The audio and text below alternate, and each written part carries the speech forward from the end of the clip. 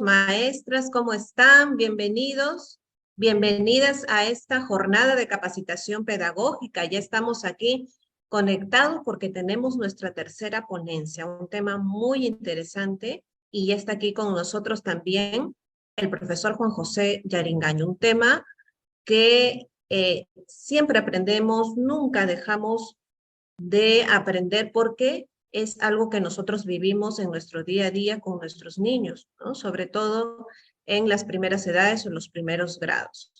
Nuestro tema de hoy es dislexia y disgrafía. Bueno, un poco también felicitarte, Perla, porque cada vez estás ampliando más aún el grupo en el cual participas. Empezamos con una coordinación en Lima, ahora ya estás en Barcelona, latinoamericano, hispanoamericano, y bien, continuar con estas actividades que son importantes, sobre todo enfocados en generar los problemas y otras áreas, porque también hemos tenido aspectos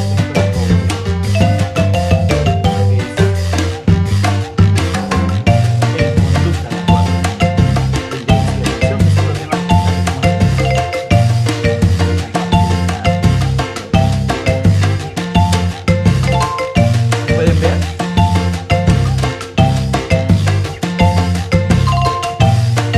Sí, se ve la...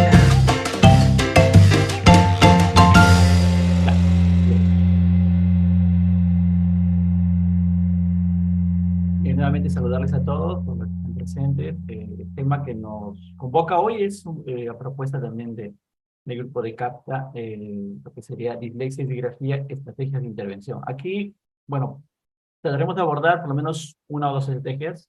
En general voy a hacer un marco general, luego abordaremos algunas específicas y sobre todo algunas que estamos haciendo en el diplomado de especialización. De hecho, algunas de las diapositivas que ponga los voy a utilizar mañana, porque mañana tenemos justo una sesión, sobre todo en la parte de disgrafía.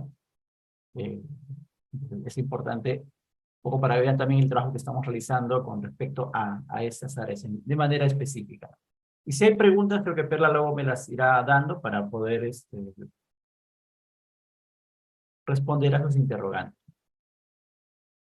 Bien, de modo general, y como mencionaba Perla, hay que un poco definir el tema que convoca hoy.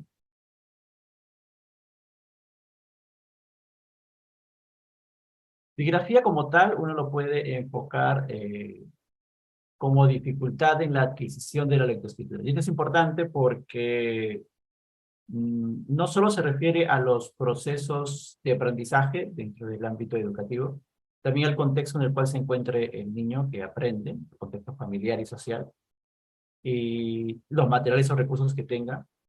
Entonces, la adquisición de la lectoescritura, ¿no? No solamente por parte del contexto educativo formal, sino en el contexto familiar y social. Y de hecho, como ustedes saben, por la pandemia que hemos tenido durante 2 años, eso ha afectado mucho a los aprendizajes en general. Y las conclusiones que se tienen es que mientras más duró el confinamiento, pues eso afectó al logro o adquisición de aprendizaje. Por lo tanto, si más tiempo se prolongó el confinamiento y la modalidad no presencial, pues va a afectar. Entonces, cuando hablamos de disgrafía o trastorno de la escritura, se manifiesta una dificultad para el aprendizaje de la lectura, aunque tenga una educación convencional, una inteligencia adecuada y oportunidades socioculturales, y depende fundamentalmente en ciertas alteraciones cognitivas. De hecho, en los últimos trabajos sobre problemas de dislexia, por ejemplo, algunos por los estudios de neuroimagen, se podría decir también que la dislexia, en algunos casos, sería una forma diferente de pensar. O sea, aquellos niños que tienen dificultades para asociar los grafemas, las letras, las sílabas o palabras a determinados sonidos, su funcionamiento del cerebro no va por el mismo modo que el resto. Por lo tanto, lo asocian de otra manera y eso genera dificultades. Eso lleva a considerar que cuando hablamos de disgrafía o problemas de lectoescritura, en algunos casos hay que crear programas específicos para estos niños de acuerdo a sus características cognitivas, a su funcionamiento. Entonces, actualmente se trabaja también lo que es funciones ejecutivas y problemas de aprendizaje, que también se asocian al déficit de atención, ¿no? A ese nivel está. Si alguien quiere profundizar, puede revisar el libro de procesos, El cerebro lector, de Stanislas Donaghue. Es un nombre francés. Entonces, ahí justamente habla de cuáles son las áreas del cerebro asociadas a la lectura. Entonces, también ocurre algo con la lectura, que esto se une a las dificultades de pronunciación. O sea, si hay problemas a nivel de la articulación de las palabras, problemas de trastorno del habla, como la dislalia o la disfemia, esas dificultades de pronunciación de las palabras le van a afectar justamente cuando lea. Sobre todo en palabras nuevas o palabras largas, que tengan más de 3 sílabas o 3 o más sílabas, o que contengan combinaciones de letras del tipo que le van a generar más dificultades. De hecho, cuando ustedes analicen los errores en lectoescritura, lo que se van a plantear es qué les es más fácil, ¿no? Pronunciar palabras donde la consonante sea consonante con vocal en la sílaba o sea vocal consonante. Y en algunos casos, algunas consonantes son las que más dificultades les genera en la pronunciación, no las diferencian de otras. Y eso también se puede deber a que tengan problemas en la articulación de los sonidos. Por lo tanto, cuando hablamos de dislexia, se refiere a problemas lectores, sí, que puede tener una causa a nivel de funcionamiento del cerebro, en funciones cognitivas, o también de la pronunciación, pero que se observa justamente por la dificultad para adquirir la lectura. Entonces, cuando uno lo observa, ¿qué errores? Y ahí sí viene un punto, hablamos de errores o síntomas. De un punto de vista más clínico, sería más de intervención a nivel de psicología o otros aspectos, hablaríamos de síntomas. Pero a nivel del contexto educativo, donde observamos continuamente a los niños leer, digamos, tienen errores. Algunos errores se esperarían a determinadas edades, pero cuando ya se va manteniendo en el tiempo, pues aquí ya ocurre algo. Hay que hacer algún tipo de intervención o adecuación curricular para que ese niño no se retrase en el proceso de aprendizaje. Entonces, lo que puedes encontrar o que se observan, habrían confusiones visuales, confusiones auditivas, habría omisiones al leer, inversiones, cambia de lugar, transposiciones en la posición de la sílaba o las letras, adiciones, aumenta sonidos, fragmentaciones, divide las palabras al leerlas. Por ejemplo, solamente en los 2 primeros casos, que son los que más frecuentemente, o bueno, en general uno observaría, por ejemplo, no se producen entre grafemas de forma parecida. La confusión es visual.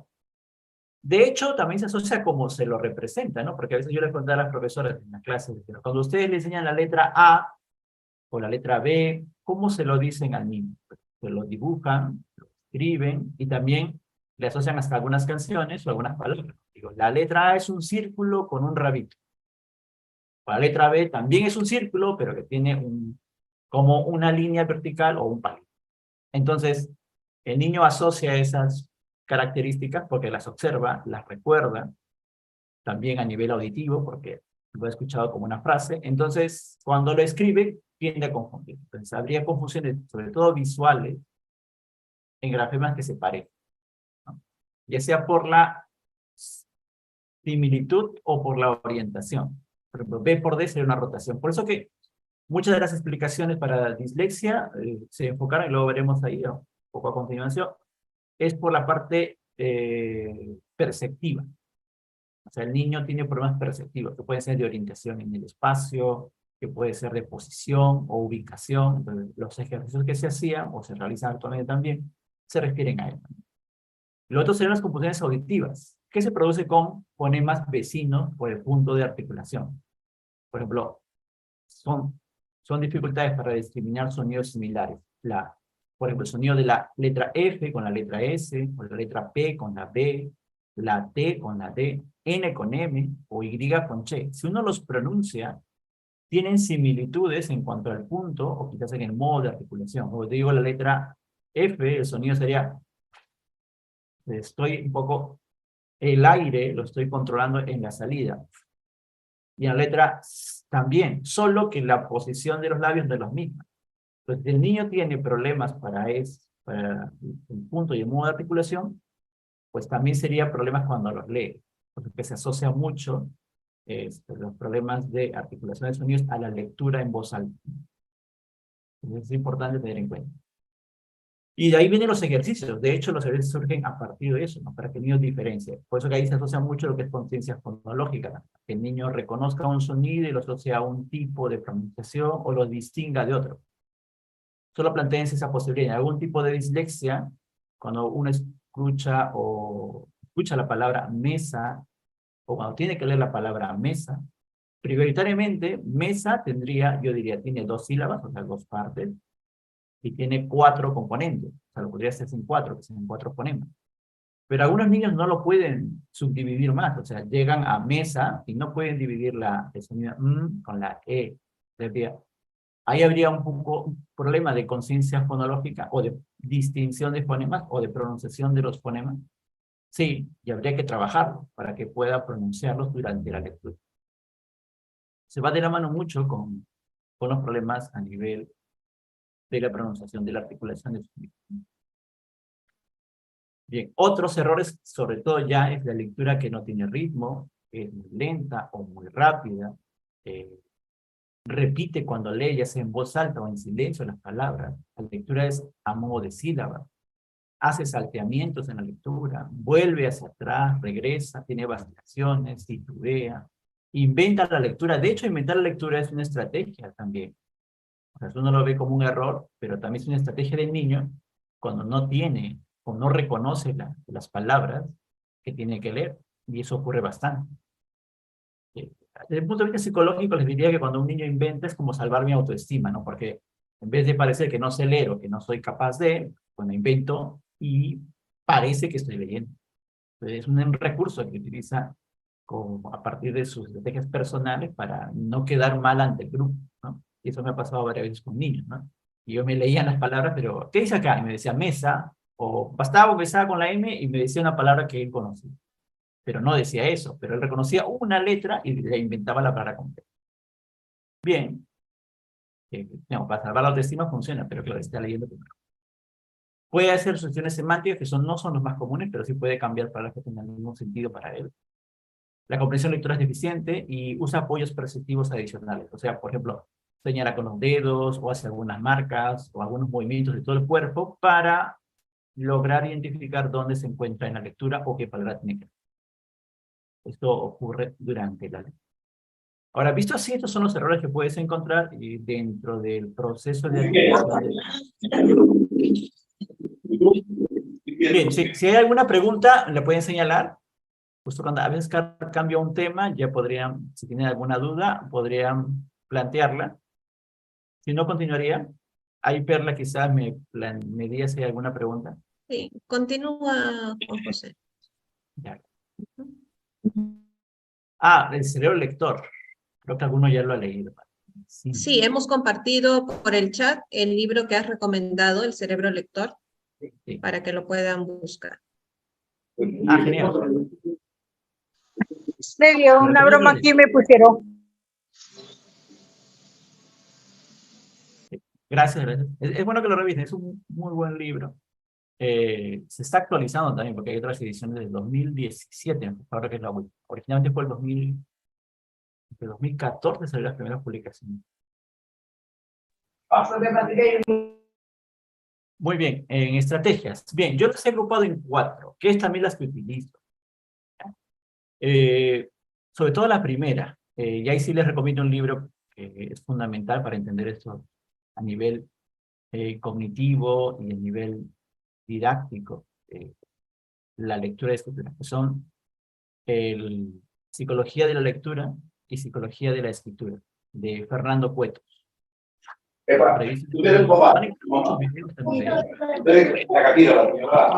los últimos trabajos que ya está hablando justamente de las funciones ejecutivas y la lectura y escritura.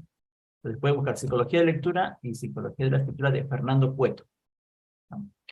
Los que ya son especialistas quizás ya para la cuestión de intervención a nivel individual, Fernando Cuetos tiene 2 tests, o sea, el PROLEG y el PROES.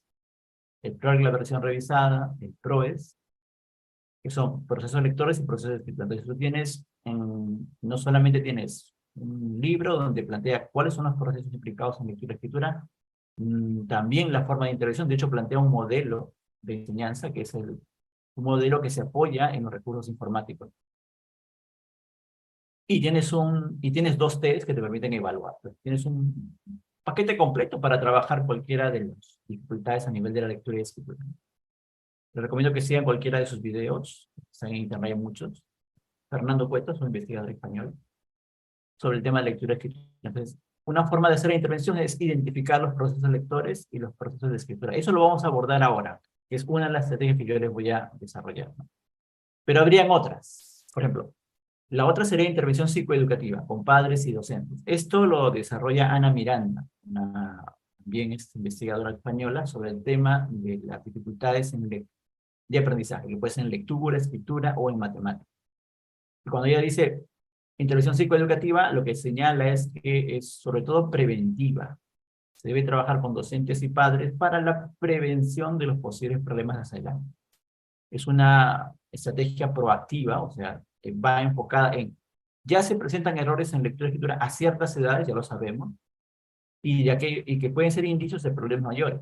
Hay que tratar de hacerlo mucho antes. Su recomendación parte del trabajo fundamental en el desarrollo del lenguaje del niño, en el diseño sobre todo de la articulación de las palabras, de la conciencia fonológica. Si trabajas eso en la primera etapa, entre los 3, 5, hasta los 6 años, podrás evitar presentación de problemas más adelante. Entonces, la intervención psicoeducativa es importante como prevención. Eso trabaja muy fuerte en los primeros años de la aprendizaje. Lo clásico que se ha trabajado siempre en problemas de aprendizaje es la intervención en procesos psicolingüísticos y en procesos psicomotores. Si digo psicolingüístico, fundamentalmente, bueno, actualmente es la conciencia fonológica. De hecho, muchos de los modelos de enseñanza o programas de enseñanza de la lectura usan la conciencia fonológica como base. Entonces, el modelo psicolingüístico asocia fundamentalmente todo lo que es el desarrollo del lenguaje del niño para lograr las habilidades básicas para el aprendizaje de la lectura y escritura. Y juntamente con ello vienen los procesos psicomotores, o visomotores, se podría decir, que están enfocados en todos aquellos errores en el niño en la expresión gráfica, o en confusiones de tipo visual o de orientación en el espacio. Esto es el modelo clásico, eso se ha trabajado, bueno, se sigue trabajando actualmente y son importantes, pero no es el que actualmente sea el que sea la explicación más clara para los problemas en aprendizaje. Pero es un modelo clásico que pueden desarrollar y que se trabaja bastante. Y lo último que se ve son la estimulación o la intervención en funciones ejecutivas y estimulación cognitiva. ¿Por qué? Porque en realidad gran parte de los problemas en lectoescritura es un déficit en funciones básicas a nivel cognitivo. Por ejemplo, en la atención y en la memoria. Sobre todo para comprensión lectora, muchos niños cuando ustedes le preguntan, después de leer un pequeño texto, y le preguntan, ¿no? ¿Y qué comprendiste de él? ¿O qué significa para ti? Y la respuesta puede ser, no recuerdo. O sea, no, profesor, no recuerdo mucho. Bien. Si te dice no recuerdo, un poco te puedes plantear, aquí ocurre algo de memoria. ¿Por qué no recuerda algo que leyó? Y eso puede ser fundamentalmente porque la memoria es un proceso en el cual tú vas adquiriendo información o vas asimilando información que las tienes que mantener en la memoria a corto plazo, que sería la memoria de trabajo, para luego utilizarla en otra tarea. O sea, si estoy leyendo un texto, tengo que guardar cierta información para cuando me pregunten, a ver, dime una característica de este personaje, de la historia o del cuento. Y no te acuerdas. ¿Por qué? Porque te has enfocado solamente en leerlo, toda tu capacidad cognitiva se enfocó en leerlo, en reconocer, en decodificar las palabras, pero en no recordar características específicas de cada personaje y mantenerlas en memoria. Entonces, si trabajas técnicas para mejorar tu capacidad de memoria, tu amplitud, mejorar tu capacidad para ello, pues mejorará también tu nivel de comprensión, porque recordarás, eso se usa mucho a la comprensión literal, pero también a la comprensión inferencial de texto.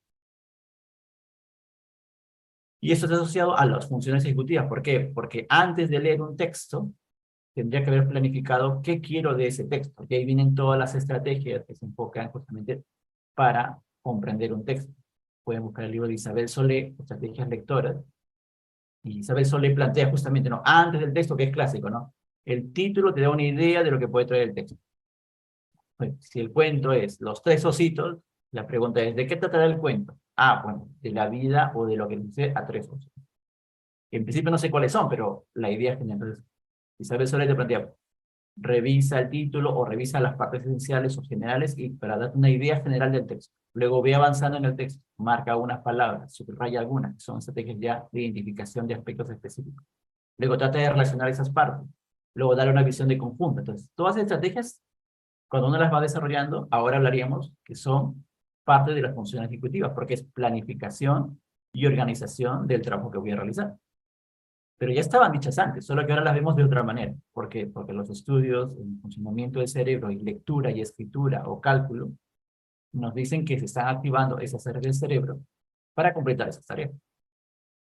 Entonces, a grosso modo les plantearía 4 estrategias.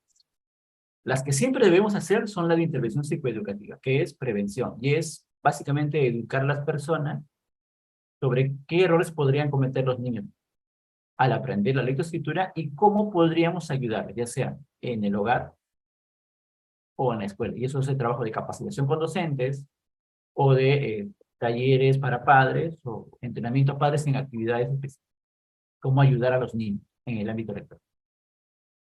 Si están interesados en ello, en la parte sobre todo de este tema, pueden buscar una página en un canal de YouTube que es Understood, es un canal norteamericano, que lo dirige o lo organiza la NCLD, que es el National Center for Learning Disability.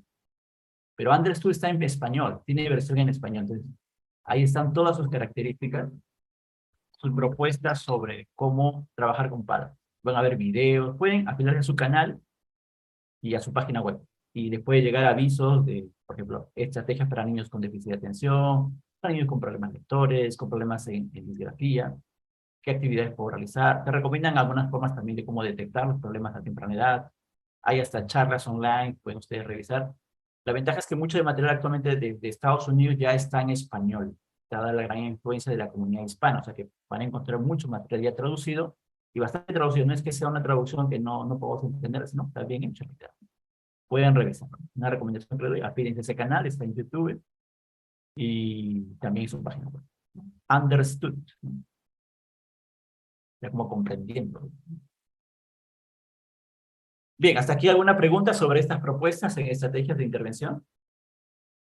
Sí, Juan José. Nos pregunta Hilda. Buenos días, excelente tema. ¿Cómo podemos identificar a temprana edad si la dislexia es adquirida o evolutiva? Bien, ahí habrían, bueno, 2 aspectos. Cuando dice temprana edad, si te refieres a la dislexia es el aprendizaje de la lectura. Por lo tanto, en los manuales de diagnóstico se plantea que deberíamos hablar de dislexia como tal, o sea, como un problema de lectura, de la adquisición de la lectura, y a partir de los 7 años. ¿Por qué? Dependiendo del contexto a nivel de cada país, pero asumiendo que empezaron la educación preescolar a los 4 años, 5 años, entonces, si llega a los 7 años, quiere decir que ya tuvo 3 años de instrucción en habilidades previas a la lectura o habilidades básicas para la lectura, y 1 o 2 años casi de lectura. Ya, entonces, eso nos lleva a pensar, sí, entonces, ya ha tenido instrucción, entonces yo puedo decir, ya sí, puede presentar algún tipo de dislexia o de dificultad en lectura.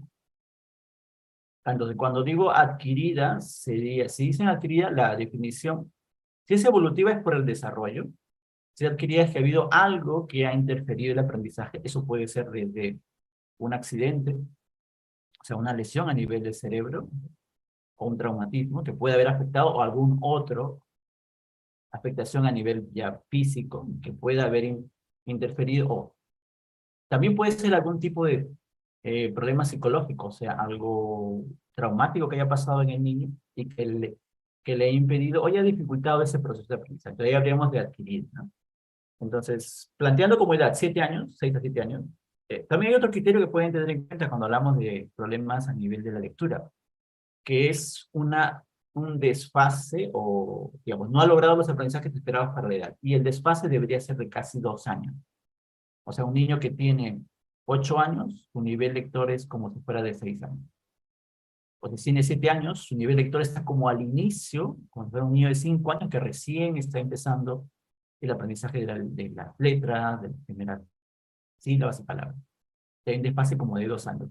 Pero ya como un desfase de 1 año, ya dirías que sí, aquí hay un problema porque no tiene los aprendizajes esperados para determinadas edades.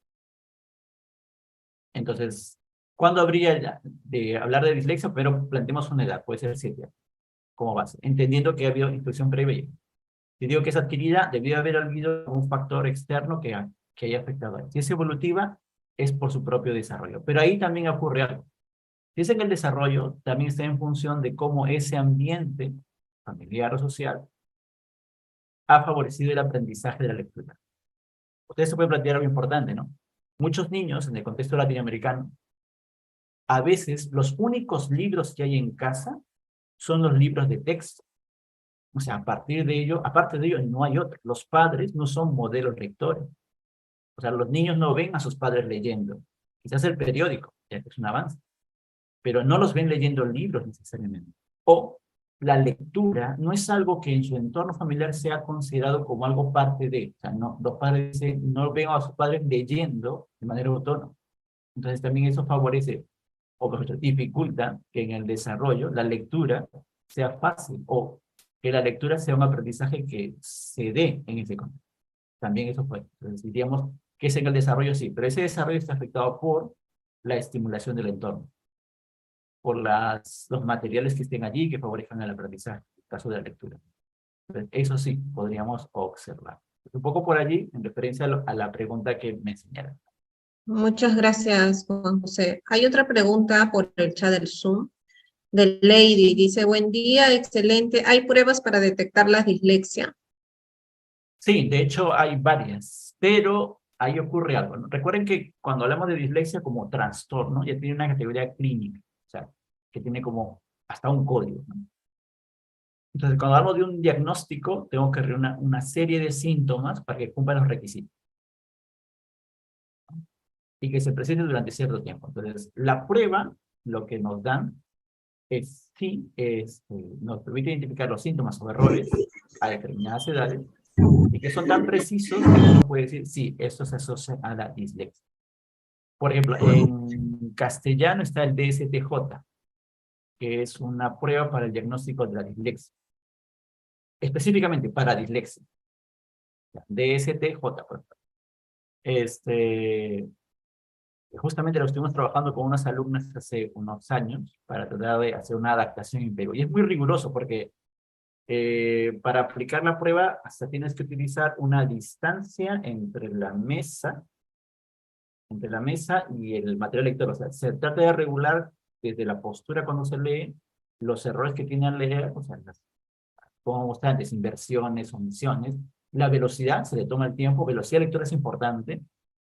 De hecho, pueden tomarse como promedio, no es algo, digamos, que sean todos, pero sí como un promedio a tener en cuenta que un niño de segundo de primaria debería estar leyendo 60 palabras por minuto. Es un indicador que en esa prueba te señala, ¿no? Tal velocidad, ¿por qué? Porque debajo de eso debería estar leyendo muy lento, y eso ya sería un síntoma de dislexia, ¿no? La velocidad lectora. 60 palabras por minuto en segundo grado, que serían más o menos a los 7 años.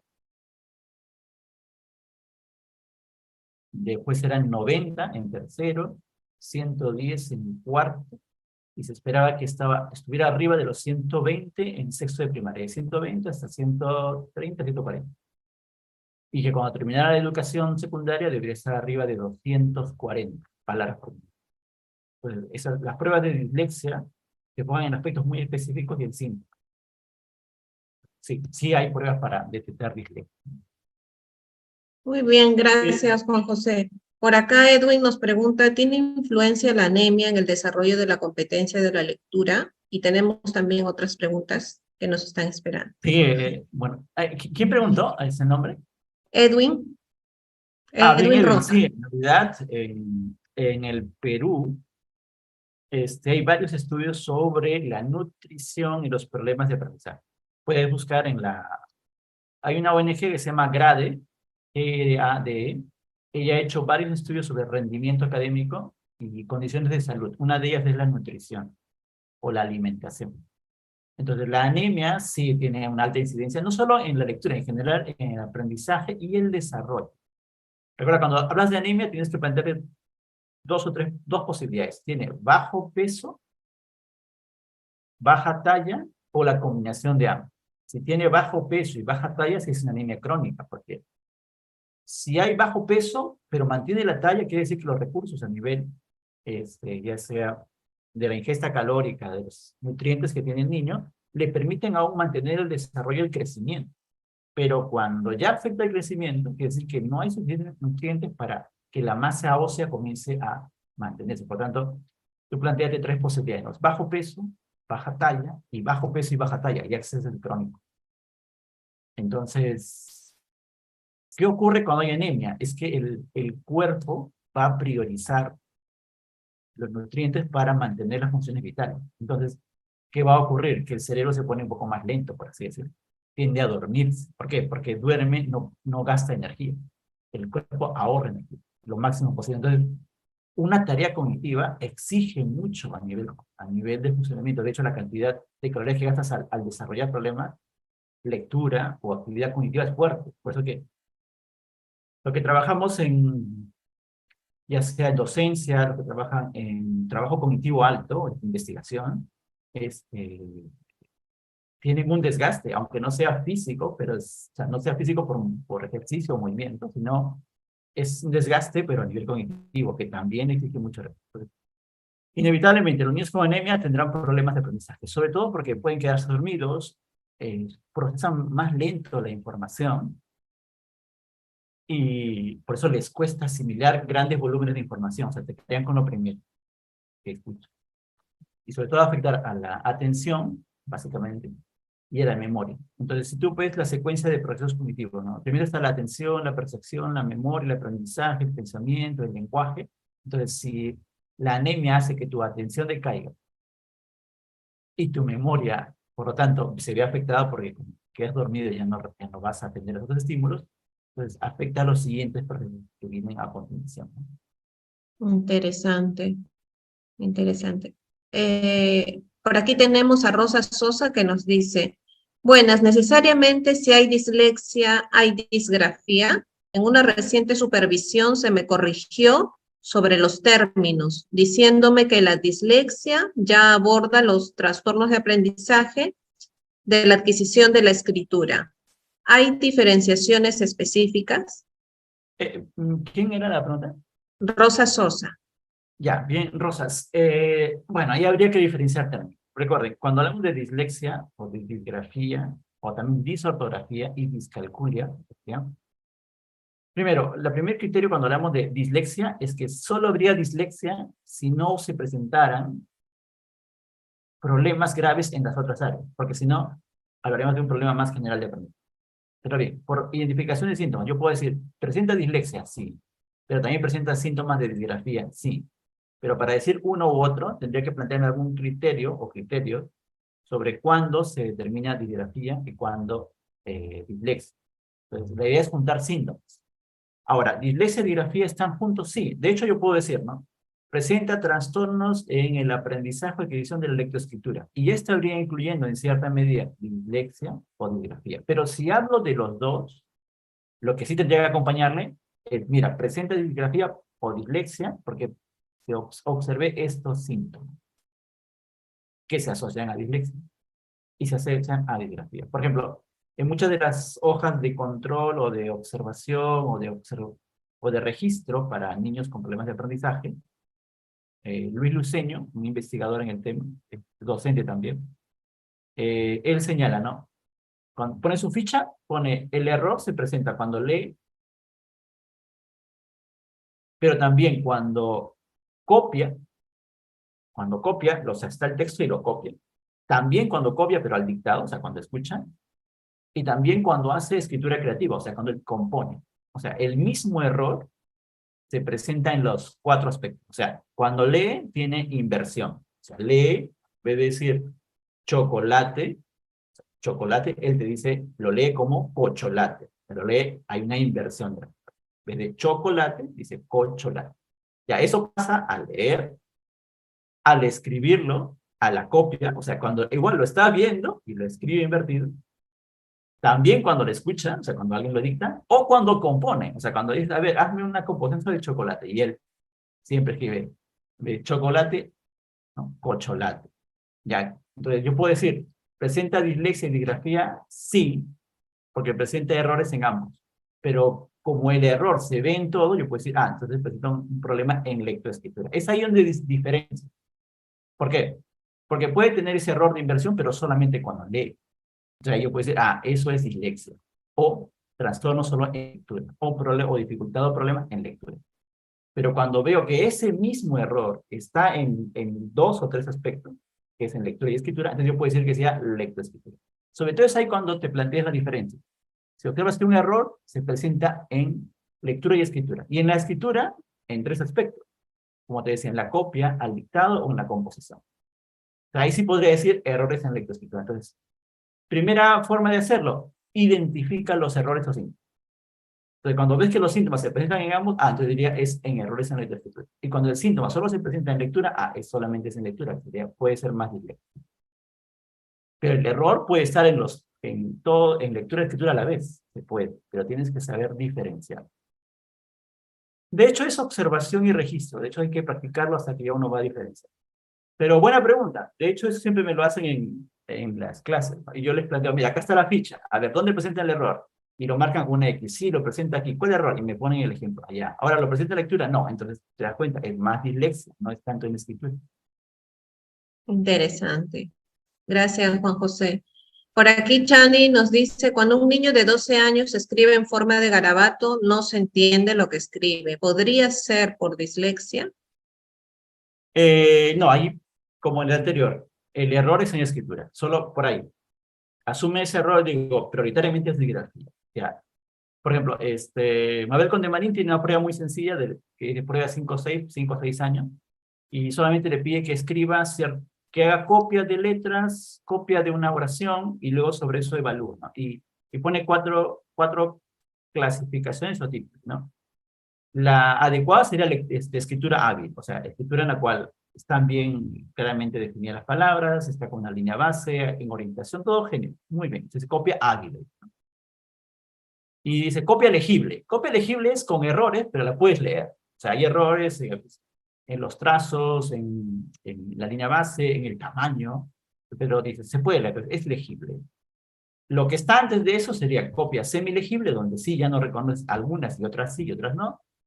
Y la copia ilegible. Si un niño de 12 años te escribe y no se puede leer, estás en copia ilegible. O sea, ahí hay un problema motor de base. Entonces, si yo le digo lee, y lo puede leer texto y comprenderlo, pero en la escritura no. Hay un problema motor bastante notorio que hay que trabajar. Y ahí justo lo podemos hablar, después le voy a mostrar un poco cómo evaluar, es justamente esa parte de manera básica. Muy bien, interesantes preguntas, me han hecho pensar varias cosas. Sí, acá terminamos con esta pregunta porque hay más, pero vamos a seguir no, después la ponencia. Ya está bien. A ver, de Carol y de Judith, que se parecen un poco. Sí. Carol dice, excelente ponencia, una consulta. ¿Qué estrategia puedo emplear con un estudiante de 7 años que no lee, ¿no? Más o menos primero o segundo grado. Judith nos dice, buenos días, soy profesora de primer grado de primaria y todavía hay niños que no pueden leer. ¿Qué hacer? Ya, hay algo importante siempre, cuando aborden un niño, sobre todo en los primeros años, es importante hacer una pequeña historia previa. Tienes que saber qué pasó antes, en etapa preescolar o inicial, ¿no? Cómo fue los 3, 4 y 5 años, ¿no? En Perú se empieza a los 3 años, ¿no? La educación. Entonces, ¿por qué? Porque eso determina las habilidades habilidades básicas para la lectoescritura, o conceptos básicos también, ¿no? Escritura y lectura y hasta para las matemáticas. Entonces, eso te permite saber por qué no tiene dificultades para leer. Cuando dices, no sabría, si no sé qué ha pasado antes, difícilmente explicaría. Pero le digo porque, por ejemplo, antes de pandemia estaba hablando de una niña que viene de una zona andina de Perú, Ayacucho. Son quechua hablantes sus padres, vendedores ambulantes. Ella no ha tenido ninguna instrucción previa. De hecho, tiene ya 7 años y recién estaba ingresando a primer grado. Entonces, cuando le pedíamos leer, ella no lo hacía, pero ahí te percatabas de algo, ¿no? No lo hacía porque era algo nuevo para ella y se sentía mal. Tú lo veías porque era un poco su autoestima. Ella se sentía como que muy tímida, no quería leer porque no reconocía. Entonces tú partes de decir, bueno, visto así, hablando con los padres, tampoco tiene mucha, casi nula estimulación en el área de la lectoescritura por parte de los padres porque ellos tampoco tienen educación tenían educación primaria, mejor en ambos casos. Una completa y otra no completa. Entonces, todo eso te dice, bueno, con ella hay que empezar como si estuviera casi empezando 3 años o 4. Calculando 4 o 5 años para poder empezar. Entonces, era iniciar habilidades básicas. El punto es el tiempo. Porque cuando ves esa limitación y ves esa historia previa para entender por qué le cuesta o no quiere leer o tiene temor para hacerlo, ya cuando tiene temor te das cuenta que es algo que no conoce y sobre eso parte. Entonces empiezas con las habilidades básicas. Ahora, el punto es el tiempo, la posibilidad de recursos que tengas o el apoyo de alguien más. En esos casos, si es muy difícil, tienes que tener apoyo de alguna, puede ser una ONG, un centro de salud cercano, o un consultorio cercano que pueda dar atención de manera quizás como proyección social, quizás para que sea complementario, o por lo menos alguien que asuma como un tutor con la niña para que te ayude. ¿Por qué? Porque todo niño que llega a primer grado y tú ves que sus habilidades no están acorde a lo que el grupo tiene, siempre va a ir en retraso o en desfase. El punto es cómo hago para que se nivele. A veces no tengo el tiempo, posibilidades o recursos. Entonces hay que tener un apoyo. Si se dan las posibilidades, pues podemos trabajarlo a la par. Y eso nos ayudaría mucho para lograr los objetivos de aprendizaje. Otra estrategia que han visto, y eso ha pasado ahora en Perú, es que las profesoras dividieron al grupo en niveles. Porque la profesora quería avanzar el plan, pero no. Le dijo, mire, un acuerdo con los padres. Y hay que ser honesto, algunos niños no están avanzando como esperaron y les faltan habilidades. Entonces, mira, voy a hacer como un doble ritmo, ¿no? O sea, con este grupo lo básico, como aprendizaje en inicio, y con el otro grupo ya el aprendizaje que se esperaría que lo haga. La idea es que todo tengamos claro porque vamos como que jalando el mismo coche juntos, vamos empujándolo hasta que lleguemos a un objetivo básico para todos. El siguiente año lo tienen que retomar, pero no tienen que dejar. Es otra forma que he visto que sean adecuados, ¿no? Sobre todo por el contexto que tenemos. Muy bien, Perla. Sí, continuamos Ya. con la ponencia. Tenemos todavía, Juan José, muchas preguntas. Creo que este tema es No, no se preocupe, muy igual va a haber más preguntas al interesante. final. Creo Sí, que vamos más adelante con las preguntas no, de igual los no vamos a maestros. pasar de la hora, ¿no? Sí. Ya son 10:50. Muy Bien, voy un bien. poco rápido porque un poco había planteado varias diapositivas, pero es interesante. El tema da para bastante y de hecho para varias sesiones y trabajar cada uno. Por ejemplo, de las estrategias que he puesto, que eran 4 de manera general, habría una, la que más utilizo o la que más desarrollamos también en los cursos, es lo de intervenir los procesos lectores. Fernando Cuetos plantea que los procesos lectores van desde lo más sencillo, que sea identificación de letras, que sería un proceso perceptivo, yo reconozco las letras. Los procesos léxicos, que se implica el vocabulario, la cantidad de palabras que puedo leer, y las pseudopalabras. Pseudopalabras es un punto importante que se analiza porque cuando uno profundiza en el tema sería cómo se leen la ruta visual y la ruta fonológica o auditiva. Y ahí por eso que usas palabras o pseudopalabras, para eso los diferentes. Luego los procesos gramaticales, o sea, estructuras sintácticas, los signos de puntuación, y los procesos semánticos, que serían lo más complejo, que sería la comprensión oral, la comprensión del texto y la comprensión de la acción. O sea, todo lo que ustedes ven ahí sería materia de ejercicios o actividades en la intervención.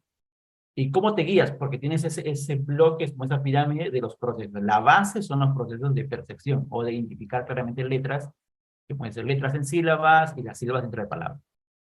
Pero empiezas por allí. Ese es lo básico que te plantea Fernando Cuetos, sobre eso vas construyendo. De hecho, tú te das cuenta porque el niño maneja bien la parte perceptiva, quizás la parte léxica, ahí tiene dificultades y trabajas a partir de ahí. Luego lo siguiente. Y también es un modelo en el cual vas con los más sencillos a los más complejos. Lo último serán los procesos semánticos, ¿no? Entonces, de acuerdo a eso, si yo tomara solamente uno de esos procesos, porque yo puedo decir los procesos perceptivos, y él te dice, haz análisis visual. Y eso se debe a 3 cosas. El contexto en el cual está la palabra, la sílaba o la letra, o las características de esas letras y las palabras. Y lo otro es la capacidad de percepción de detalles del lector. Y aquí hay una recomendación que les doy a mis alumnos también de psicología educativa, ¿no? Digo, si te planteas que el problema también puede ser la capacidad perceptiva, lo primero que tienes que preguntarle a un padre de familia, cuando tiene un niño con problemas lectores, ¿su hijo debe usar lentes? Le digo, ¿ha tenido una consulta oftalmológica? ¿Por qué? Pues le puedes plantear mucho, pero te das cuenta que el niño tiene miopía. Si tiene miopía, las líneas que son verticales las va a ver como una sola. Entonces, va a ver cuando lee, va a juntar al ver las dos letras. Entonces, a veces tiende lo que hace el niño es a doblar la cabeza para ver mejor. Tiene esa estrategia. Entonces, lo primero que es la parte proactiva es la parte oftalmológica, ¿no? Pregúntale si debe usar lentes, o que haga una visita al oftalmólogo y le haga una revisión, ¿no? De repente, si requiere usar un lente para corregir. Entonces, te estás enfocando mucho en sí, no percibe las líneas, quizás las ve en orientación porque gira la cabeza. Sí, puede ser, lo digo, pero también puede ser que tenga miopía o astigmatismo, digo, ¿no? Entonces, lo primero es eso, básico. Si no, luego que vas a ir avanzando sobre temas que no eran los correctos al inicio.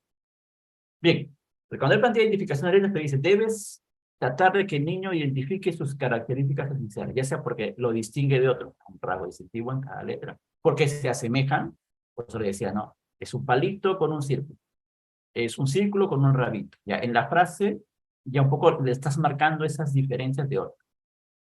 Entonces, para identificar letras, busca que sean rasgos que las distingan de otras. La A y la M se distinguen claramente, diferentes. Pero hay semejanzas, pero hay justamente buscas las diferencias y ahí vas jugando con ellos. Puede ser hasta en canciones, como les decía, que las profesoras tienen muchas para diferenciar cómo se escribe cada una de las letras. O sea, ya sea que el niño no percibe la diferencia tan claramente de manera visual, pero auditivamente, cuando él va repitiendo la canción, él ya se percata de la diferencia. Entonces, te apoyas en otro estímulo sensorial, en este caso auditivo, y el recuerdo de esa, para poder escribir o diferenciar la letra. Cada niño va desarrollando una estrategia y tú le planteas muchas posibilidades. También desde el contexto, yo puedo escribir la misma oración de distintas maneras, o distintos tipos de letras, y el niño tiene también que darse cuenta. Se percata que tienen 4 partes, por ejemplo. Mi mamá me ama, 4 partes, pero se escriben de manera diferente. Y el niño va asociando, es aprendizaje, el niño va diferenciando cuántos tipos de letra A hay, cuántos tipos de letra o consonantes como la M hay, y cuántas vocales son, y cómo son las vocales. Esto es algo que tiene que aprender. O sea, por repetición, porque lo va asociando, porque lo va diferenciando, porque lo va escribiendo. Por eso hay muchas maneras de trabajarlo. Pero en todas ellas se basa que el niño vaya diferenciando. Una estrategia clásica es que el niño dé palmadas por cada una de las palabras. Entonces el niño dice, hay 4, o tiene 4 partes. Entonces, él va ubicando y diferenciando estas estrategias. Si trabajaras otros procesos, por ejemplo, ya no a nivel de reconocimiento, sino a nivel ya léxico, entonces lo que empieza son con los sonidos. O sea, él va completando sonidos o va reconociendo sonidos dentro de las palabras. Ahí sean los fonemas, ¿no? Sillón, ¿no? Llavero, tú enfatizas, pollito. Entonces el sonido Y lo va diferenciando de otros. Aunque aquí viene algo y pues supongo esa letra. En el contexto en el que ustedes están, la doble L se diferencia de la Y. ¿Qué dirían ustedes? La doble L la diferencian de la Y. En el contexto peruano, no habría mucha diferencia. No se notaría la diferencia. ¿Ustedes pueden diferenciar ese sonido? ¿O no habría diferencia? ¿Qué dirían ustedes? Por ahí alguno que...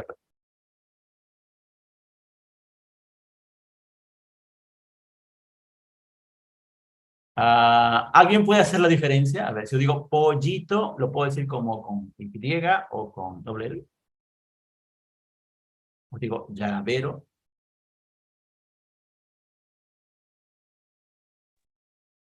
Buenos días con todos. ¿Me escucha? Milagros, a ver. Bueno, la doble L tiene un sonido, ¿no? Pollito, mientras que la Y es más cerrada. Pollo, que es el lugar donde se puede apoyar. Ya, O, bien, bien. o Esa es yate, una forma, y o eso es un caballo. contexto lingüístico. Gracias, Milagros, sí, o sea, sería una forma de diferenciar, que una sea más corta, breve, y otra sea un poco más, quizás alargada. Ahora, una forma de diferenciar. Ahora, depende del contexto. Por ejemplo, en los que son de algunos dirían, lo dirían al revés, también. O como una SH. ¿Ya? Entonces, la parte léxica ya sí depende del contexto. Y la conciencia fonológica busca que el niño reconozca un sonido y lo distinga de otro. Entonces, el contexto lingüístico también determina cómo se diferencia, ¿no? Pero lo prioritario es que el niño asocie un tipo de sonido a un tipo de letra. Entonces, usar este tipo de fichas busca eso, ¿no? Dentro de una palabra. También es un método global, porque es la palabra. Yo creo que el niño reconozca un sonido dentro de una palabra. Un poco va por ahí, ¿no? Es un poco complicado diferenciarlo, me dices, como la S y la Z, claro. En España sí lo diferenciarían de la manera, ¿no? Gráficamente sí, sonido es similar, cuesta diferenciar el sonido. De hecho, pronunciarlo para cada uno. En el Perú también, ¿no? Porque uno puede decir llavero, llavero. Cuando es doble L y cuando es Y, ¿no? Estos son los procesos léxicos, ¿no? Y ahí determina, como digo, el contexto cultural. Si el contexto cultural no se diferencia, pues tienes que asumirlo, es parte de. Entonces se convierte en regla ortográfica.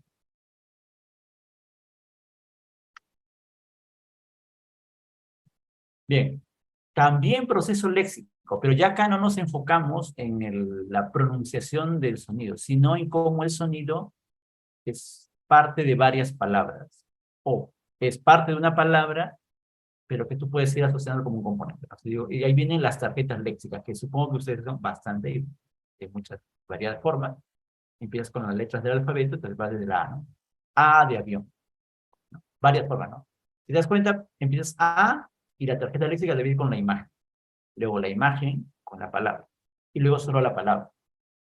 Si te das cuenta, hay una secuencia de asociar el sonido a imagen, de imagen a palabra y de palabra con otras palabras, que se puede escribir de distintas maneras.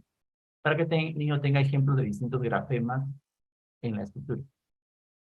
La secuencia de las tarjetas léxicas es ahí, ¿no? Un poco reconocer la palabra, el sonido, la letra de una palabra, y la palabra asociada a imágenes, y las imágenes, y las palabras cómo se pueden diferenciar.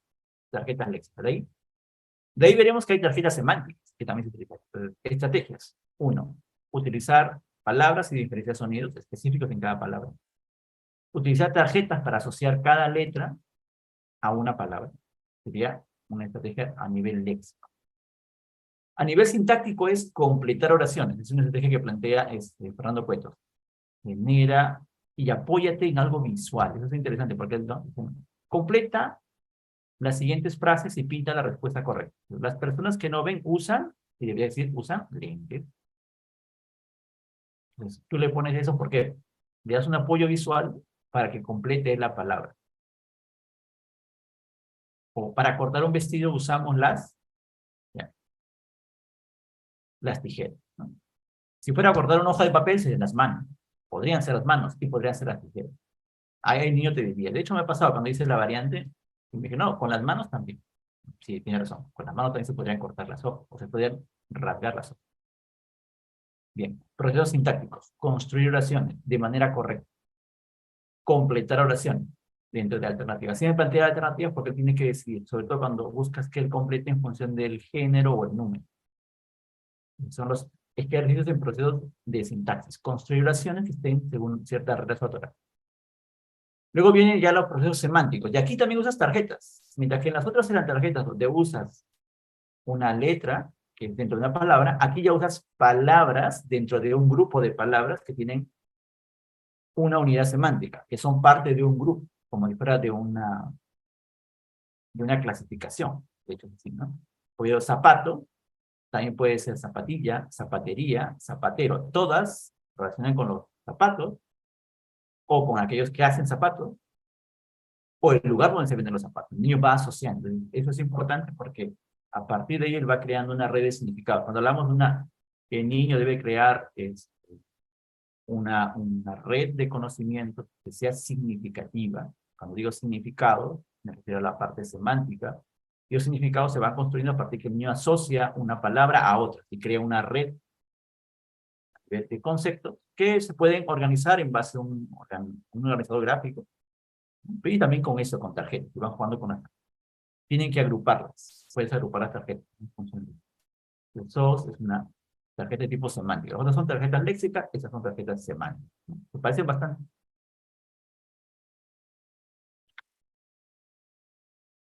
Y también asociar imágenes a oraciones. Mientras que en la anterior, como actividad era completar una oración con la palabra adecuada o las palabras adecuadas. Aquí es asociar imágenes o hacer acciones a las frases o oraciones correctas. En este caso, en base a la primera imagen, ¿cuál sería la respuesta más adecuada? ¿Cuál dirían ustedes? A ver si alguien puede plantearlo ahí. La 2, dice Jiménez. Está contenta porque juega en el programa. ¿Y por qué dices que está contenta? Probablemente porque tiene una sonrisa. Ya, ahí se percatan de algo, ¿no? El proceso semántico busca que la frase, oración o palabras que has utilizado ahí correspondan a la imagen o a la figura que tú quieres crear. El proceso semántico es darle significado a lo que veo, también sería a lo que hago, a lo que he leído después. Pero lo prioritario, por eso que en los trabajos a nivel semántico, lo importante es que el niño comience a dar sentido, significado a lo que está a su alrededor. O sea, no tiene que ser en primera instancia texto. Eso va así, se después, poco, no hay problema. Pero en principio debes tratar que dé significado a las cosas, a la situación, a las acciones que ves. En la segunda imagen, ¿cuál sería la correcta?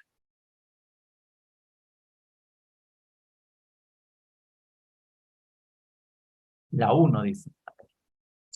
Le están atando las zapatillas para que vaya a jugar.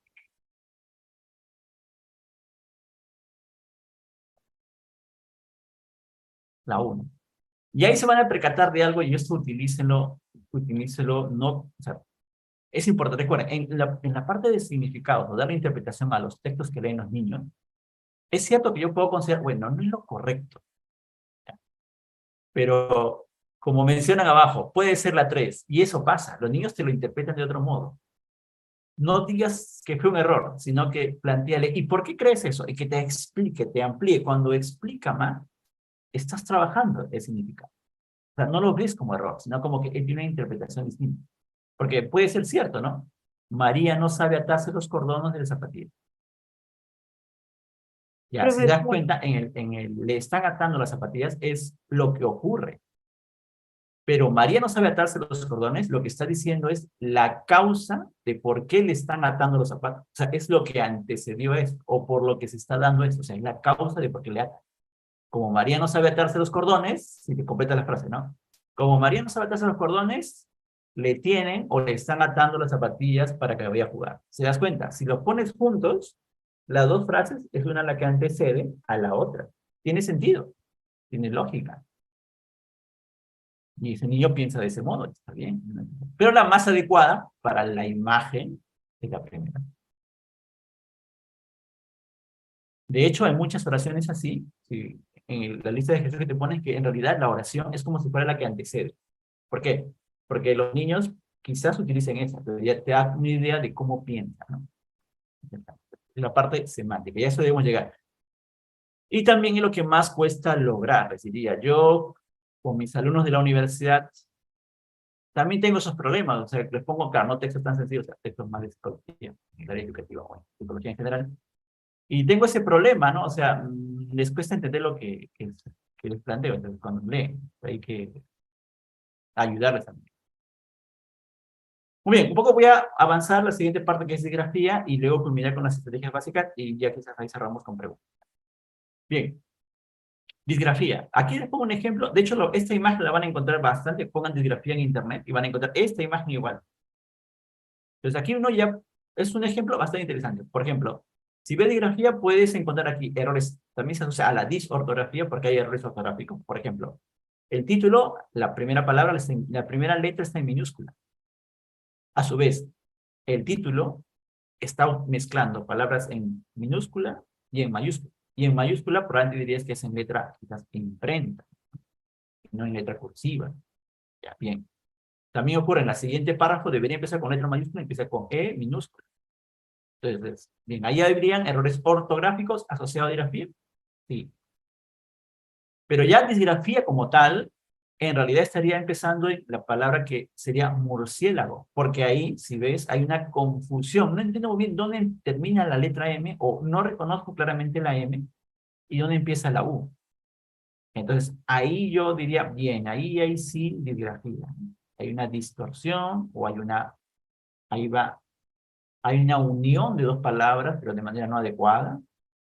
En la siguiente, que es el murciélago rompía, o rompe, o rompía, pero ahí hay un problema en el enlace entre la R y la O y la letra M. Luego abajo sí hay mezcla entre letras en imprenta y cursiva. En la palabra araña también dos palabras, las dos letras se están mezclando o se están soslayando una sobre otra. En la última, que es con sus alas, ahí se puede leer, casi se están uniendo la letra C con la O, en unión entre dos letras, o superposición en casi entre dos letras.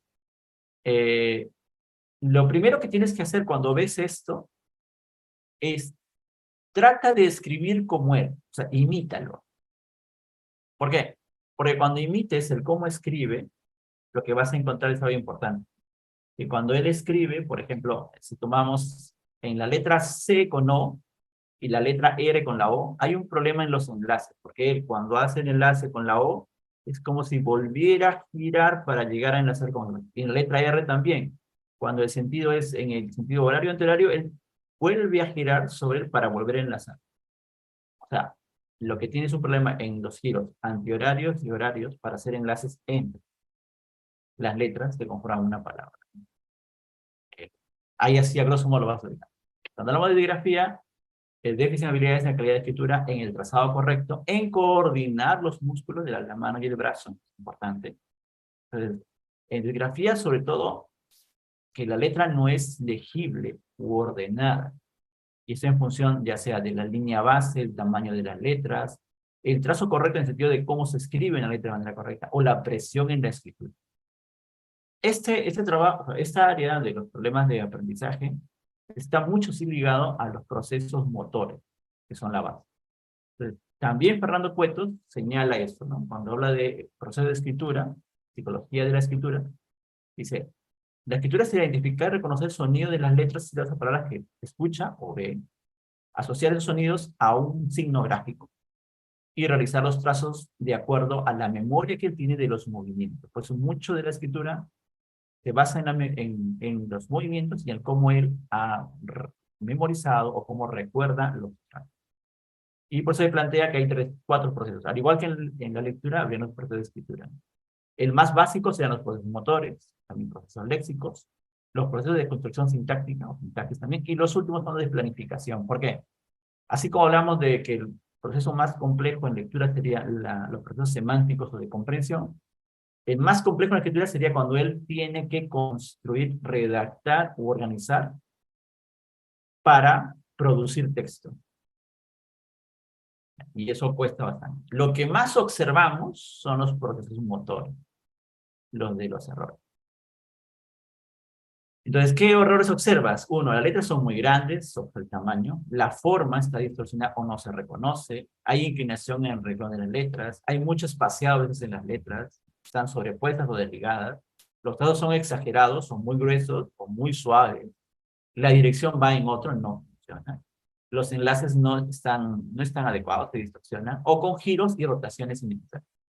En el ejemplo que le ponía, en la primera, se observa mucho de eso, ¿no? O sea, el giro no es el correcto, no, hay más espacio, hay superposición entre las letras. Ahí. Bien, lo básico que trabajamos, esto justamente lo estamos haciendo la semana pasada con el grupo que tenemos, y mañana vamos a ver, porque ya les pedí que me traigan imágenes, ¿no? De Lina. Lo primero que trabajas son los procesos motores, y si trabajas proceso motor, tienes que ver 4 aspectos básicos inicialmente. Uno, ¿con qué mano escribe? ¿Cuál es su lateralidad dominante? Ya sea derecha o izquierda. ¿Cuál? Otro, la postura del cuerpo. ¿Cómo se siente al escribir? Tercero, ¿cómo coge el lápiz? ¿Cómo coge el lápiz? ¿Y dónde pone la hoja? ¿En qué lado? O sea, del lado de su mano dominante, la pone del otro lado, lo pone al centro. Lo correcto sería que tú coloques la hoja de tu mano dominante. O sea, si yo soy derecho, la hoja debería ir del lado derecho. ¿Ya? Y si fuera zurdo o izquierdo, tendría que ir del lado izquierdo. Sería lo adecuado. ¿Ya? Y si ven, hay cierta inclinación, ¿no? ¿Y por qué hay cierta inclinación en la hoja? No está así. Porque tu brazo no está así cuando escribes. O sea, no escribes con el brazo así. Bueno, de hecho lo haces. Pero naturalmente tu brazo estaría así, por el codo, por la flexión. Entonces, es lo natural, en base al desarrollo psicomotor. Entonces, lo primero que haces con la escritura, observa esto. Antes de plantearte reeducación en los trazos, de todo primero, la primera parte es lateralidad, postura del cuerpo, cómo se coge el lápiz y la posición de la hoja. Porque todo eso se puede y debe corregir. Lo que uno observa es que no se hace en general, ya que el niño escribe de manera legible y sin errores, el cómo lo coge el lápiz, cómo se postura el cuerpo, o dónde ponga la hoja, ya no es importante necesariamente. Eso es lo que uno observa, pero no debería ser así. Hay que tener ciertas reglas para que... Porque lo que pasa es que uno ve a los niños, a los alumnos ya de la universidad, y cuando escriben, pues escriben en distintas posturas que no son las más adecuadas. Entonces, 3 cosas básicas para escribir. El equilibrio en la postura del cuerpo. ¿Cómo se sostiene adecuadamente el lápiz? Ahí la imagen está al revés. Y cómo pones la hoja. Cuando yo digo poner la hoja, recuerden, tengo mi hoja de cuaderno y debería estar en el sentido de mi mano. ¿Por qué? Porque está en función de cómo uso el codo al escribir, que sería así como un arco, ¿no? Así. Entonces se pueden percatar algo, ¿no? Un derecho escribe, pusiera la hoja de este lado, del lado dominante, escribo de arriba, de abajo hacia arriba, con la hoja doblada así, ¿no? En esta situación. Estoy escribiendo así. Pero si fuera zurdo, escribía del otro lado. Sería lo mismo, pero ya no, sino sería hacia abajo, de arriba, hacia abajo.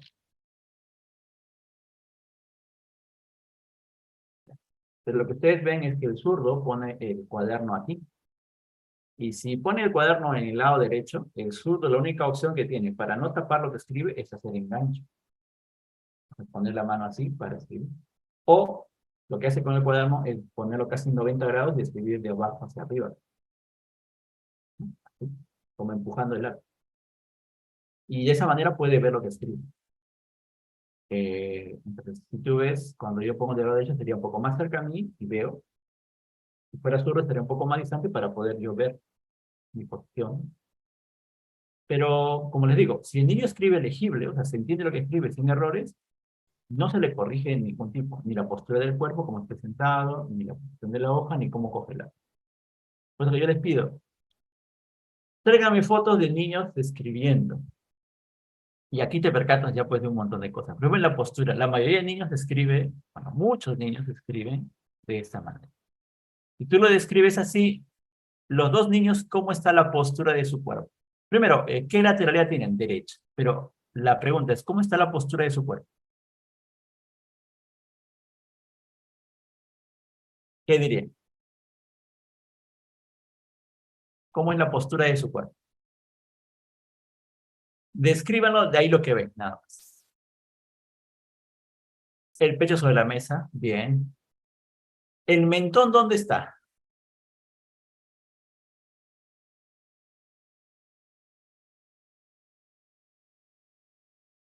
¿Dónde ponen el mentón? Aún se maneja el término de disgrafía postural. Escribe giro ortográficamente correcto, pero hoja centrada, mano de pie. Se podría decir, sí, disgrafía postural. Pero recuerda, es que en realidad sería disgrafía. Los segundos aspectos que me dicen ya no encajan en disgrafía. ¿Por qué? Porque si escribe correcto, sin faltas, no habría disgrafía. Porque la disgrafía, si te das cuenta de lo que te señalaba, es que se plantea en función de la expresión escrita, o sea, de lo que escribe, no de la postura. Pero si tuviera problemas de postura y también errores ortográficos, sí diría disgrafía postural. ¿Por qué? Porque podría decir, toda esa disgrafía se debe a la forma en que se escribe. Pero no se corrige porque como ya escribe bien, no importa la postura. Muchos es lo que uno observa. Entonces, estrictamente no habría disgrafía, porque escribe correcto. El problema es que en esa postura le estás generando al niño, y a largo plazo, problemas en la columna. Por eso que muchos en trabajo de disgrafía lo trabajan los terapistas ocupacionales o terapistas físicos. ¿Por qué? Porque ellos ven, date cuenta, estoy escribiendo todo el tiempo con el cuerpo así. O sea, mi espalda está así, todo el tiempo. Por eso terminan con dolores de espaldas, dolores en la nuca, me duele el brazo, mi cuerpo se apoya totalmente en el codo, terminan con dolores en el hombro. Entonces, eso no es bueno. Entonces, no es disgrafía, pero terminas generarte problemas a nivel. Bien, mentón apoyado en la muñeca, se carga sobre la mesa y la hoja. Ya, entonces, a veces te das cuenta, está presionando su pecho sobre el borde de la mesa. Eso a largo original. Ella usa lentes. Entonces, ahí también podría plantearme cómo los lentes, o sea, la miopía o astigmatismo ha generado que haga de esa manera. Se tiene que acercar para ver bien. Pero bien, básicamente lo primero que haces es observar. Yo digo, observen y ¿eso lo pueden corregir? Sí. Pero, como le decía, muchos niños escriben así porque tienen que acercarse para ver, pues se ponen sobre la mesa. Tienes que ver que debe usar lentes, ¿no? Para corregir. Tu cabeza está inclinada también. De hecho, la niña, el niño tendría el mentón sobre el brazo, ¿no? Así. Pero la niña tiene en realidad las mejillas sobre el brazo, sobre el antebrazo. Eso lo describe. Yo digo, descríbanlo. No, no interpreten, solo describan lo que ven en los ejercicios que les planteo. Y eso sería lo primero que vas a ver. Y lo siguiente sería el cómo sostiene el lápiz. A ver, aquí, ¿con cuántos dedos coge el lápiz?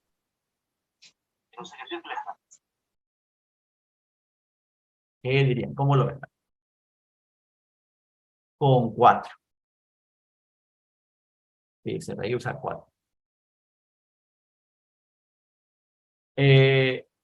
Una primera regla o una estrategia básica que yo utilizo, y les digo, y es lo que tienen que hacer, es imiten. O sea, así como ven el dibujo, así como ven ese dibujo, así como ven esa imagen, cojan un lápiz o lapicero. Traten de cogerlo como él lo hace. Si uno trata de imitar, diría, no, mi dedo pulgar está presionando el lápiz, junto con, si ustedes ven, no es ni el índice ni el medio, es el anular. O sea, con estos dos está presionando, el dedo medio está por encima y el dedo índice está por arriba. O sea, él está escribiendo así. Así. Y así escribe. Ahora traten de escribir así. Y sientan dónde a ustedes les causa quizás más dolor o sienten que hay más presión. De hecho, el dedo meñique no se ve claramente dónde está produciendo, pero asume que está debajo. ¿Qué dolor? Sí, es cierto. En la escuela a mi hijo le bajaron mucho las calificaciones por eso. Lo he escrito anteriormente, porque es la escritura cursiva, pero siempre sobresaliente. Entonces, debo respetar eso en mis alumnos. Lo adecuado es lo ergonómico. Recuerden, cuando uno ve el desarrollo psicomotor, desarrollo neurológico, dos principios, ¿no? Es el céfalo-caudal, o sea, de la cabeza hacia el cuello, el tronco, ¿no? Y la columna, y próximo distal, que es los movimientos van desde el centro hacia afuera. Ese es el desarrollo natural del niño. Entonces yo voy controlando la postura de la espalda, del cuello y la espalda, tiendo a erguirme. Entonces, esta postura natural, cuando haga cualquier actividad, debería mantener esa postura. En la escritura debería ser la expresión de ese desarrollo también. El hecho de echarme sobre la mesa ya sería que no estoy usando el control postural adecuadamente para hacer esta actividad que es escribir. También se debe a algo, ¿no? La mesa, y tu cuerpo se adapta a eso, la mesa está muy baja, tiendo a inclinarme. La mesa adecuada para escribir sería que tú pongas tus codos en 90 grados, los coloques alrededor, lo pegues a tu cuerpo y trates de entrar a tu mesa con el brazo, ya está en 90 grados, entra sobre la mesa. Yo puse en el barro, en 90 grados lo pongo a mi cuerpo, me acerco a la mesa y mis brazos quedan exactamente en el borde. Es correcto. Pero muchas mesas son muy bajas o muy altas.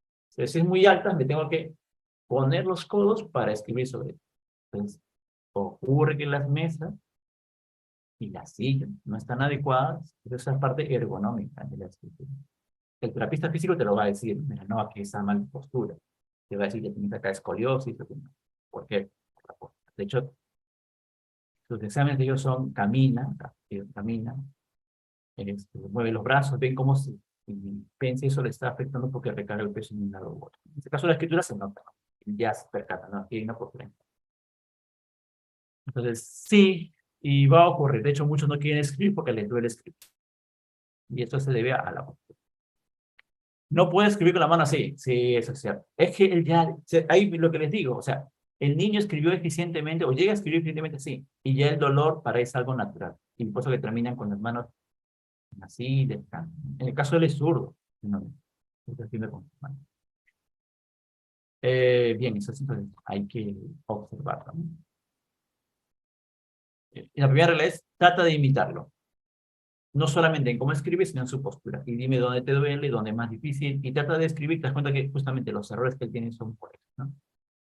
Yo les pido que tomen fotos de las manos cuando escriben, y vas a encontrar un montón de versiones, por ejemplo. Bien, a grosso modo, y un poco para cerrar hoy día eso, cuando digo escritura, la escritura, nosotros hacemos un programa de intervención, y lo primero que les pido a los alumnos,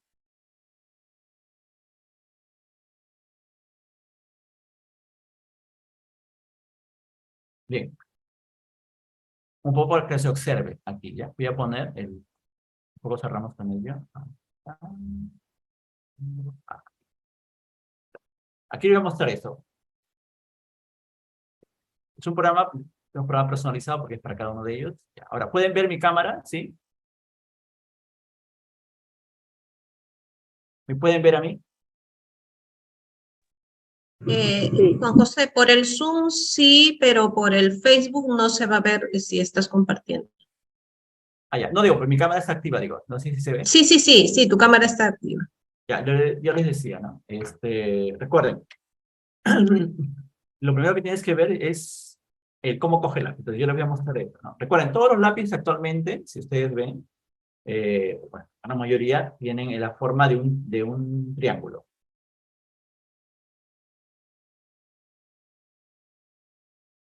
¿Pueden verlo? Es un triángulo, ¿no es cierto? Esos son, estos son los, en Perú dicen jumbo porque son más gruesos.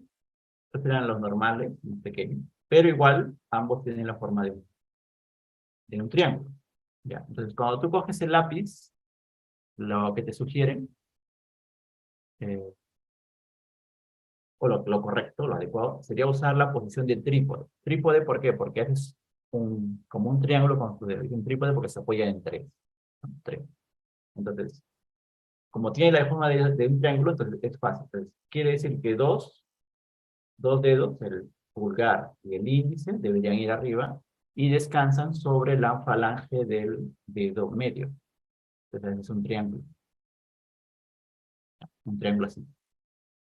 Esto, hay dos formas de triángulo, o de trípode. Este sería el trípode, le dicen trípode dinámico. ¿Por qué dinámico? Porque si ustedes cogen el lápiz así, traten de hacer giros y traten de hacer de arriba hacia abajo. O sea, empujar. ¿Se dan cuenta que es? Háganlo y traten de probar. ¿Ya? ¿Qué tan fácil o qué tan flexible es? En comparación con la otra versión del trípode. La otra versión del trípode es que todas las yemas de los dedos cojan los tres. O sea, así. Ahora, traten de hacer lo mismo. O sea, los giros y de arriba hacia abajo. Díganme dónde es más flexible. En esta forma, de arriba hacia abajo, adentro, afuera, y los giros. Y lo mismo, pero con el otro. Cuando todas las yemas de los dedos presionan hacia arriba, hacia abajo, y los giros. ¿Dónde sienten que es más difícil o genera más esfuerzo o duele quizás más? ¿Y dónde menos?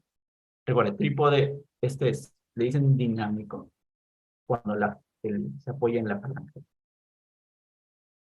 Y el otro cuando todas las yemas de los dedos se apoyan. ¿Cuál dirían ustedes? ¿Cuál es más fácil y cuál es más difícil? ¿Es más difícil la segunda? Sí. ¿Se dan cuenta cuando tienes las yemas? Lo que pasa es que cuando tienes que presionar con las yemas para coger el lápiz. Entonces, si quieres ir hacia arriba, tendrás que soltar un poco y ir hacia arriba. Soltar, ¿no? Pero, porque si no, si das cuenta, si apretara, estaría apretando el lápiz y te dolería. En cambio, en el otro no, porque solamente son dos, los tres no se aprietan entre sí. Es más fácil. Por eso le dicen trípode dinámico y trípode estático. Ambos son, dirías, correctos, porque ambos están usando solo 3 dedos.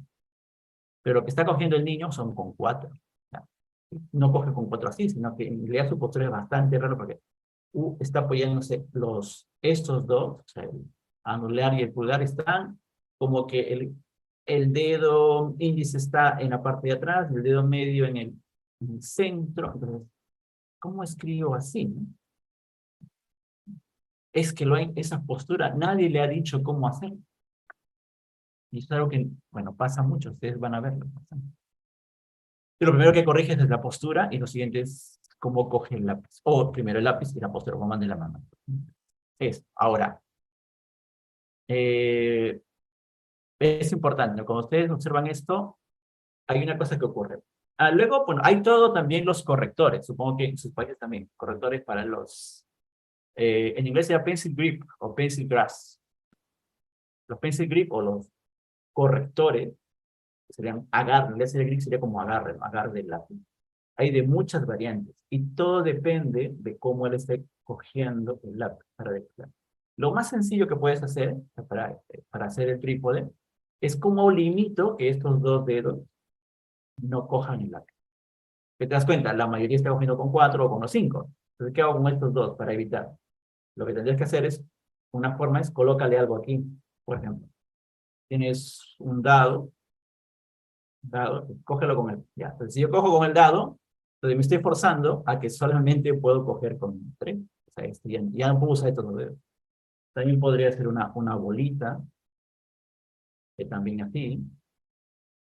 Entonces, limito y solo estoy forzando para coger con 3. O puede ser una bolita, pero de tela, más suave. También cógelo a ver con esos dos y ya está.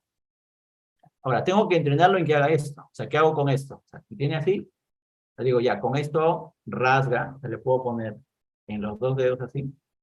Entonces, ya, rasga, pon las bolitas dentro de un envase. Puede ser que amase plastilina, haga bolitas con estos 3. La idea es que estos 3 tengan esa independencia y posibilidades. Lo que pasa es que los niños se van a percatarse, algunos cuando dicen, a ver, trata de usar las manos y hacer movimientos segmentados, la independencia, no lo logran. O sea, cuando quieren cerrar, cierran casi todo el puño. Eso es lo que lleva a que cojan con 4 o 5 dedos de lápiz. No logran hacer esto, ¿no? Que con cada uno de los 5 dedos pueda coger. De hecho, tienes que hacerlo con los 5, ¿no? Para que tengas independencia. Todo eso es en inicial. O sea, en 3, 4 y 5, porque ya en primer grado ya se espera que esa independencia se haya logrado, pero a veces no se ha logrado. Y por eso que tiende a coger el lápiz de esa manera. Muy bien, hasta aquí. Creo que ahí ya nos pasamos de la hora. Sí, sí. Cualquier pregunta, a ver, un poco para cerrar ahora. Ajá. Juan José, acá hay una pregunta interesante bueno, hace a las 5:40 preguntó Yanina, ¿qué hacer cuando el maestro detecta un caso de posible problema de aprendizaje y la familia no colabora? Se manda informes al director, se denuncia a la DEMUNA. Para los que no son de Perú, DEMUNA es la Defensoría del Niño y del Adolescente.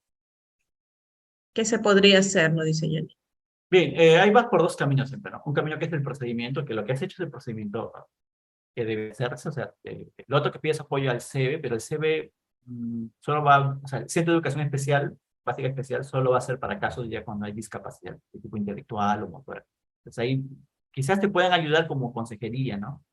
Que hablen con los padres, pero en general sería el departamento, la atención interna o el departamento psicopedagógico o que te asigne la UGEL, o sea, la Unidad de Gestión Educativa Local o el Ministerio de Educación, que asigne a esa zona y que pueda ayudarte para un poco conversar con los padres, invitarlos. Bueno, pueden no venir, ¿no?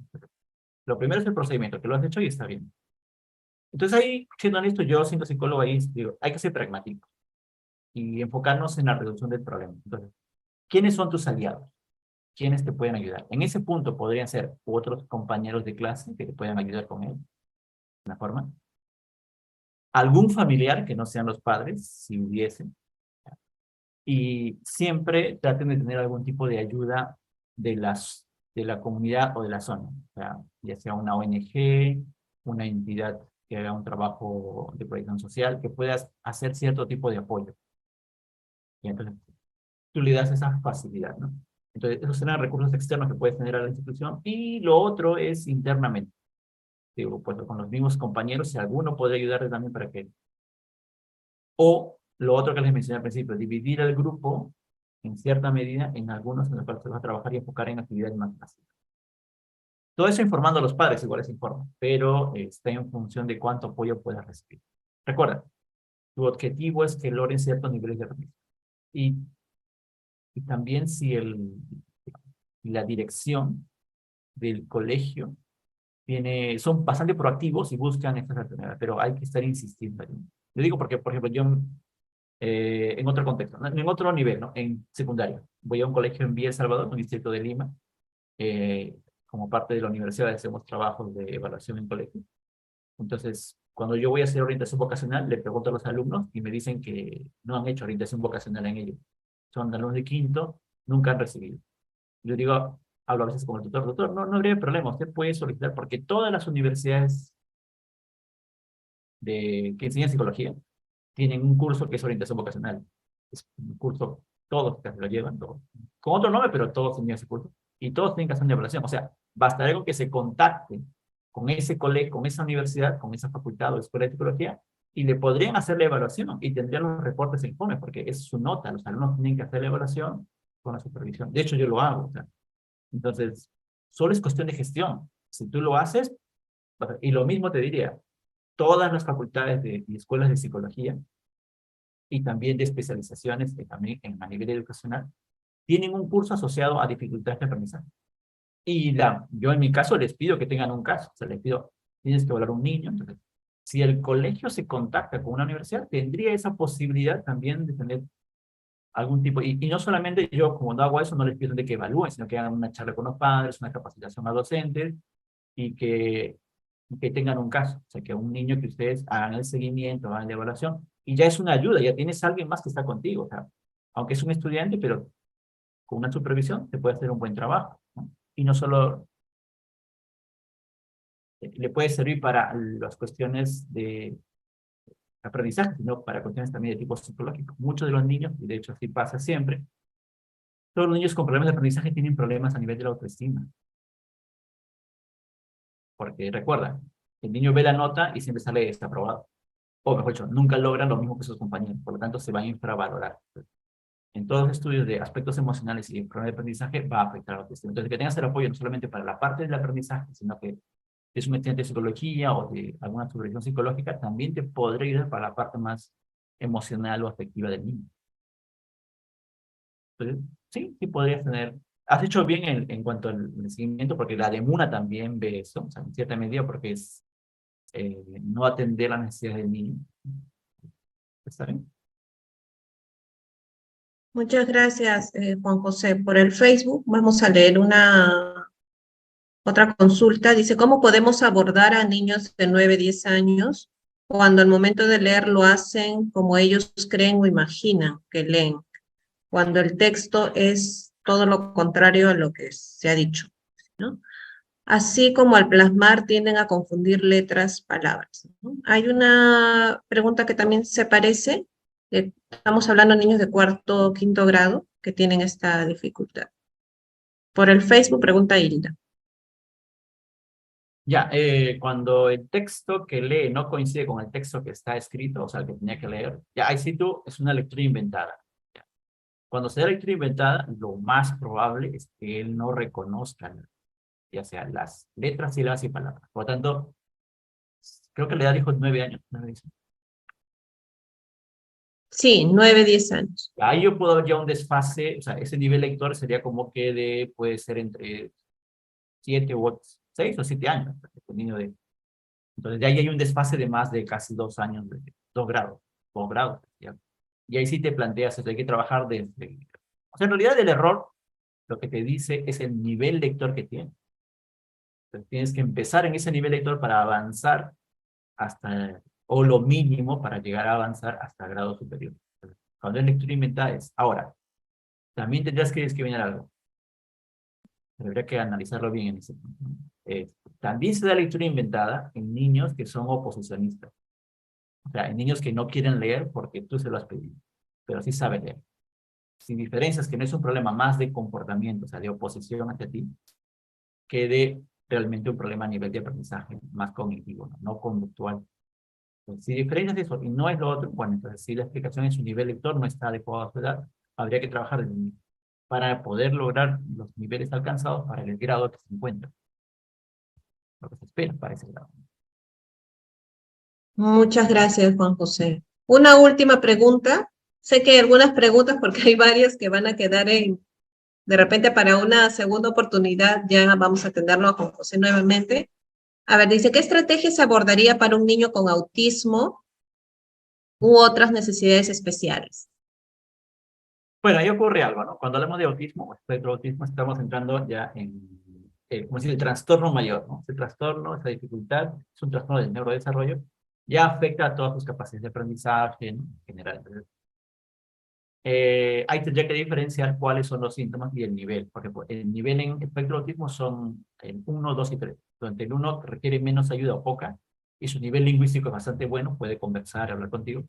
Pero a nivel 3 sí requiere gran ayuda y su nivel de expresión no es, nivel léxico quizás no usa palabras.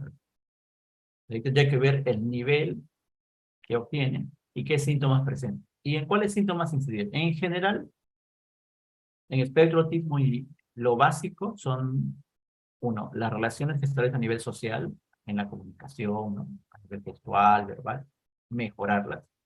Y sobre todo disminuir los comportamientos que tenga de tipo repetitivo o ritualista, ¿no? O muy rígidos o extraños.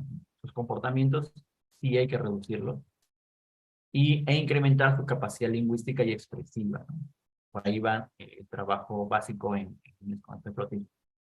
Pero ahí sí hay algo importante y fundamental.